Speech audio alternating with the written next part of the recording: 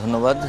NCP Dhanmondi থানার যুগ্ম সমন্বয়ক জান্নাত আরা রুমি, তিনি এই ধানমন্ডির যে ভবনটি দেখছেন, এই ভবনের পঞ্চম তলায় একটি হোস্টেলে ছাত্রী নিবাসে থাকতেন এবং এই জান্নাত আরা রুমির ঝুলন্ত মরদেহ উদ্ধার করেছে পুলিশ। এবং আজকে সকালের দিকে এই মরদেহ যে সময় উদ্ধার করা হয়েছে তার পরপরই এখানে ঘটনাস্থলে পুলিশরা এবং অন্যান্য আইনশৃঙ্খলা বাহিনীর সদস্য যারা রয়েছেন তারা এখানে ঘটনাস্থলে এসছেন এবং তারা সেই মরদেহটি উদ্ধার করে এই মুহূর্তে ঢাকা মেডিকেল কলেজ হাসপাতালের মর্গে পাঠানো হয়েছে।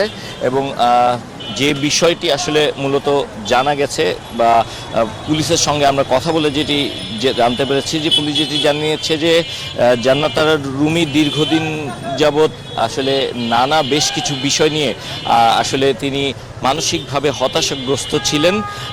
তার এর আগে দুইটি বিয়ে হয়েছিল, তিনি পরবর্তীতে সেই বিয়ে দুটি ভেঙে যায়, অর্থাৎ তার ডিভোর্স হয়ে যায় এবং তার পর থেকে তিনি মানসিকভাবে কিছুটা ভারসাম্যহীন, অর্থাৎ মানসিকভাবে তিনি ভেঙে পড়েছিলেন।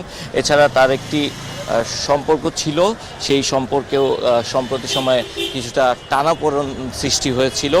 এই ধরনের মানসিক হতাশা থেকে হয়তোবা তিনি আত্মহত্যা করে থাকতে পারেন বলে তারা ধারণা করছেন। তবে আসলে এখনই তারা পুরোপুরি নিশ্চিত করে বলতে চাচ্ছেন না, কারণ যেহেতু তার মরদেহটি হ্যাঙ্গিং অর্থাৎ ঝুলন্ত অবস্থায় পাওয়া গেছে, তাই তারা পুরোপুরি নিশ্চিত করে কিছু বলতে চাচ্ছেন না। এবং জান্নাত আরা রুমির গ্রামের বাড়ি নওগাঁ জেলার নজিরপুর থানার বাসস্ট্যান্ড সংলগ্ন এলাকায় এবং তার বাবার নাম জাকির হোসেন। এই ভবনটিতেই মূলত ৫ তলায় জান্নাত আরা রুমি বসবাস করতেন এবং আজকে এখান থেকেই তার মরদেহ উদ্ধার করা হয়েছে। জান্নাত আরা রুমি সম্পর্কে যদি একটু বলি, আপনারা জানেন যে সম্প্রতি সময়ে ধানমন্ডি ৩২ নম্বরে যখন সাধারণ মানুষ ফুল দিতে গিয়েছিলেন, সে সময় তিনি একজন নারীর সঙ্গে তার একটু ঝামেলা হয়েছিল। বাছাইকৃত লাল সরিষার দানা থেকে অত্যাধুনিক কোল্ড প্রেস মেশিনে তৈরি হয় প্রাণ সরিষার তেল, আসল ঝাঁঝে আসল স্বাদে।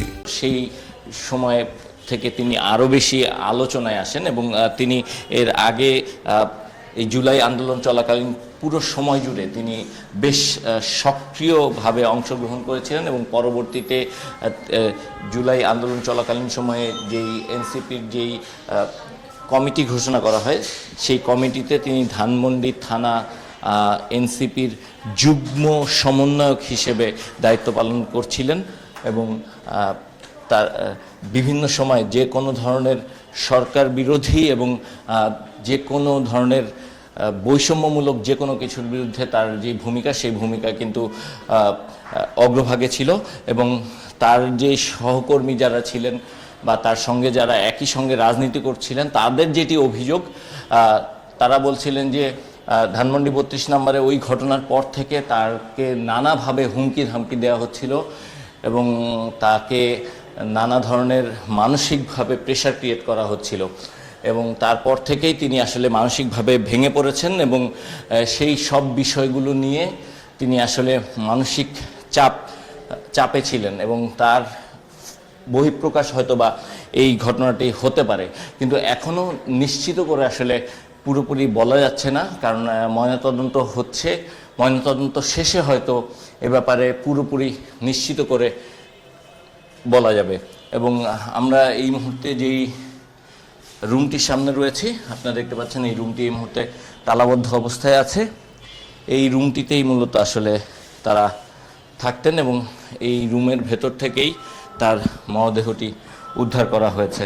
তো এই মুহূর্তে তার মরদেহ ঢাকা মেডিকেল কলেজ হাসপাতালের মর্গে নিয়ে যাওয়া হয়েছে, ময়নাতদন্ত হবে এবং ময়নাতদন্ত শেষে পরবর্তীতে এ ব্যাপারে পুরোপুরি নিশ্চিত হয়ে পুলিশ জানাবে যে এটি আসলেই কি আত্মহত্যা নাকি এর পেছনে অন্য কোনো রহস্য রয়েছে।